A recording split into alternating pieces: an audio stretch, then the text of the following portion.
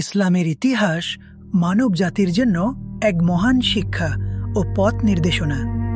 সপ্তম শতাব্দীতে হজরত মুহাম্মদ সাল্লাল্লাহু আলাইহি আরবের মক্কা নগরীতে ইসলামের দাওয়াত শুরু করেন।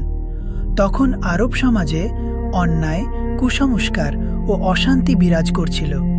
তিনি মানুষকে এক আল্লাহর ইবাদত, সত্যবাদিতা, ন্যায় বিচার ও মানবতার শিক্ষা দেন। মক্কার কুরাইশরা ইসলামের বিরোধিতা করলে নবীজি সাল্লাল্লাহু আলাইহি ও তার সাহাবীরা অনেক নির্যাতনের শিকার হন। পরে তিনি মদিনায় হিজরত করেন, যা ইসলামের ইতিহাসে এক গুরুত্বপূর্ণ ঘটনা। মদিনায় তিনি একটি শান্তিপূর্ণ ইসলামী রাষ্ট্র প্রতিষ্ঠা করেন।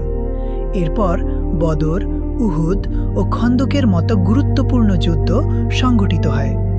অবশেষে মক্কা বিজয়ের মাধ্যমে ইসলাম আরব জুড়ে ছড়িয়ে পড়ে। নবীজি সাল্লাল্লাহু আলাইহি এর মৃত্যুর পর খুলাফায়ে রাশেদিনের সময়ে ইসলাম আরও বিস্তার লাভ করে এবং জ্ঞান, সভ্যতা ও সংস্কৃতিতে মুসলমানরা বিশ্বে গুরুত্বপূর্ণ অবদান রাখে।